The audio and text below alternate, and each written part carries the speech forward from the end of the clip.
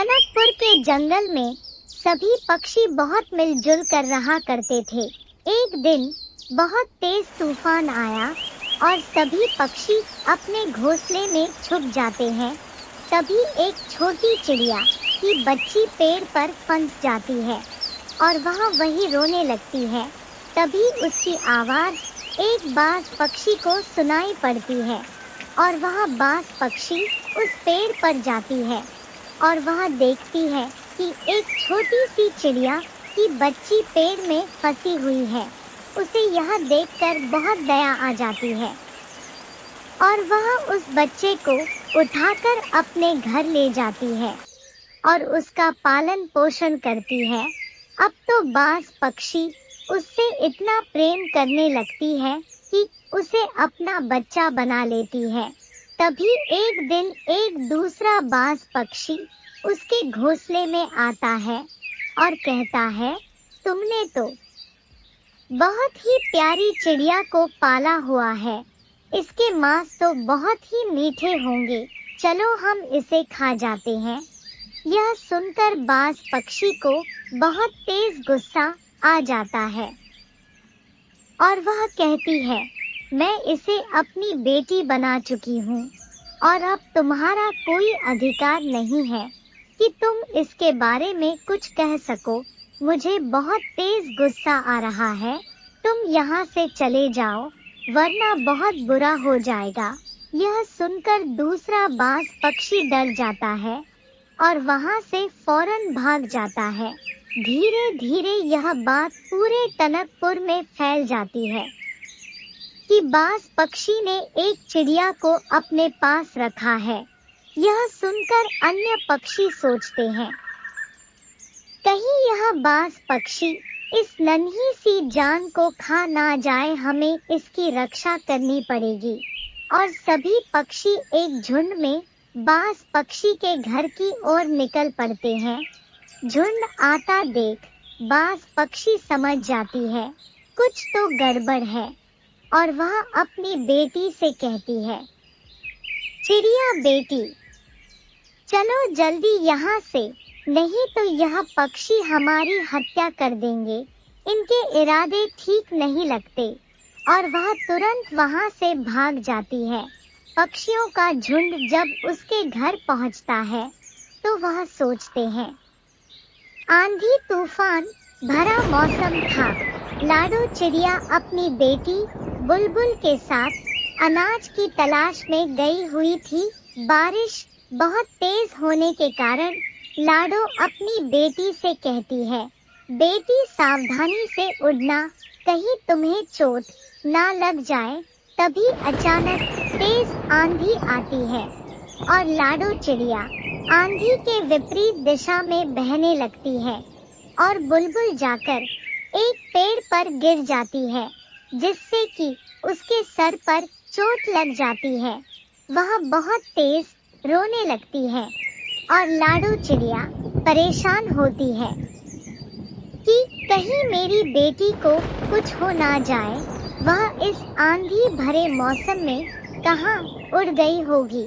तभी पेड़ के पास बैठा कालू कौवा को रोने की आवाज आती है और वह सोचता है कि इस समय कौन रो रहा है। इस आंधी भरे मौसम में कालू साहस करके उड़ते हुए जाता है और देखता है कि एक छोटी चिड़िया घायल है और वह रो रही है। यह देखकर कालू कहता है, तुम तो लाडो चिड़िया की बेटी लगती हो, तुम यहाँ क्या कर रही हो? तभी बुलबुल चिड़िया कहती है, मैं अपनी माँ से बिछड़ गई हूँ। हम और मेरी माँ दोनों दाना लेने के लिए निकले थे, लेकिन तेज आंधी आने के कारण हवा का बहाव तेज हो गया, जिससे कि हम दोनों बिछड़ गए। मुझे बहुत डर लग रहा है, मुझे अपनी माँ के पास जाना है। यह सुनकर कालू बोला, तुम चिंता मत करो, हम अभी तुम्हारी मम्मी के पास चलते हैं।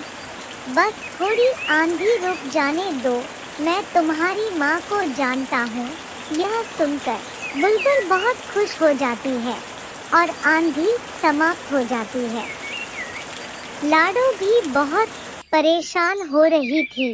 वह रोते हुए मीनू मौसी के घर जाती है और मीनू मौसी को सारी बात बताती है कि आंधी में वह और उसकी बेटी दाना लेने गए थे और वह दोनों तेज बहाव के कारण इधर-उधर बिछड़ जाते हैं। मीनू मौसी कहती है, तुम चिंता मत करो लाडो, हमारी बुलबुल जहाँ भी होगी सुरक्षित होगी, क्योंकि हमारे जंगल में सभी पक्षी एक दूसरे से प्रेम से रहते हैं। कोई किसी से नफरत नहीं करता है। लाडो कहती है, फिर भी मौसी, मुझे बहुत डर लग रहा है कि कहीं मेरी बेटी किसी शिकारी पक्षी के हाथ ना लग जाए।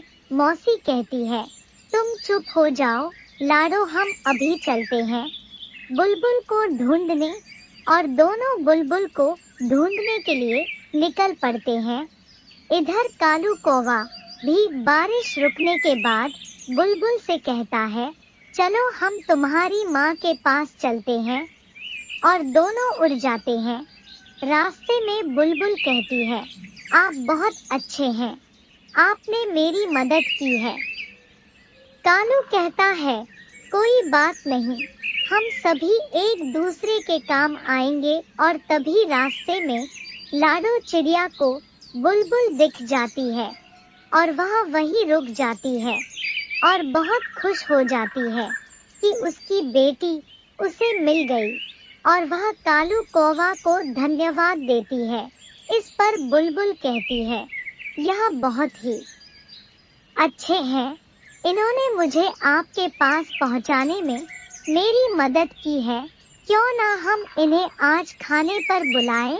लाडो कहती है, तुम ठीक कहती हो बुलबुल। लाडो चिड़िया और कालू कौवे ने भागकर शादी की थी।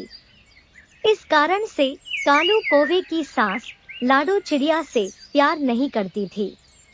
लाडो चिड़िया की सास चाहती थी कि कालू की शादी उसकी बहन की बेटी से हो, लेकिन कालू ने अपनी पसंद से शादी कर ली, जिससे कि उसकी सास उसकी शादी तोड़ना चाहती थी। एक दिन लाडो चिड़िया की सास बोली, लाडो सुन रही हो, मेरे लिए जल्दी से कुछ अच्छा खाना बना दो। यह सुनकर लाडो कहती है, ठीक है माँ, जैसा आप कहें। और लाडो अपनी सास के लिए खाना बनाने लग जाती है। तभी थोड़ी देर बाद कालू कौवा घर आता है और लाडो को कहता है, लाडो जल्दी से यहाँ आओ और मेरा बैग रख दो। लाडो भागते हुए कालू कौवा के पास जाती है। तभी चुपके से कालू कौवा की माँ किचन में जाती है और खाने में नमक तेज कर देती है। लाडो किचन में आती है और सभी के लिए खाना निकालती है। सभी को टेबल पर खाना रखा जाता है और कालू जैसे एक निवाला खाता है। वह बोला, हे भगवान, इसमें कितनी नमक है, ऐसा खाना खाने से अच्छा है कि मैं खाना ही ना खाऊं। क्या तुम्हें खाना नहीं बनाने आता? यह सुनकर लाडो रोने लगती है और कहती है, मैंने तो सब कुछ अच्छा ही बनाया था, लेकिन पता नहीं कैसे नमक तेज हो गया।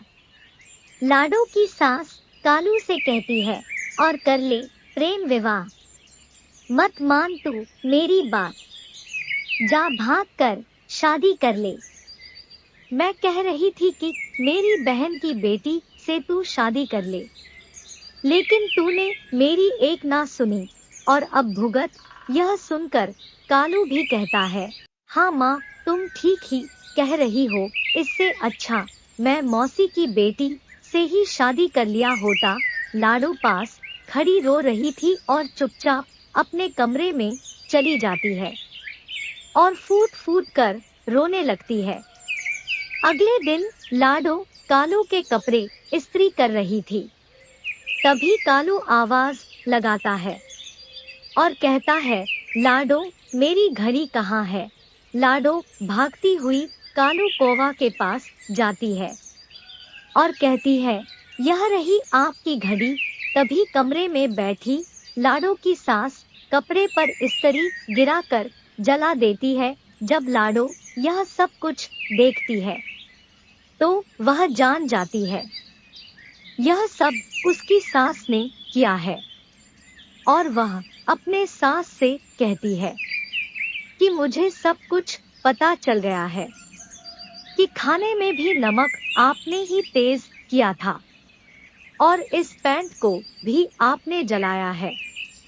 लेकिन कालू इस बात पर विश्वास नहीं करता। एक दिन कालू कौवा की माँ की तबीयत खराब हो जाती है और वह बहुत ज्यादा बीमार पड़ जाती है। लाडो उसकी बहुत सेवा करती है जिससे कि उसकी सास को अपनी गलती का एहसास होता है और वह कालू को बुलाती है। कहती है कि कालू सारी गलती मेरी है। मैंने उस दिन खाने में नमक तेज किया था और तुम्हारी पैंट जलाई थी क्योंकि मैं चाहती थी कि लाडो यहाँ से चली जाए और मैं तेरी शादी अपनी बहन की बेटी से करा सकूं।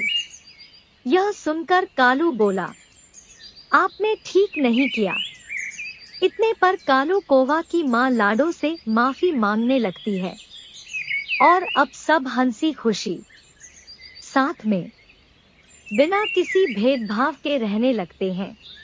इस वीडियो को लाइक करें, हमारे चैनल को सब्सक्राइब कर बेल आइकन जरूर प्रेस करें।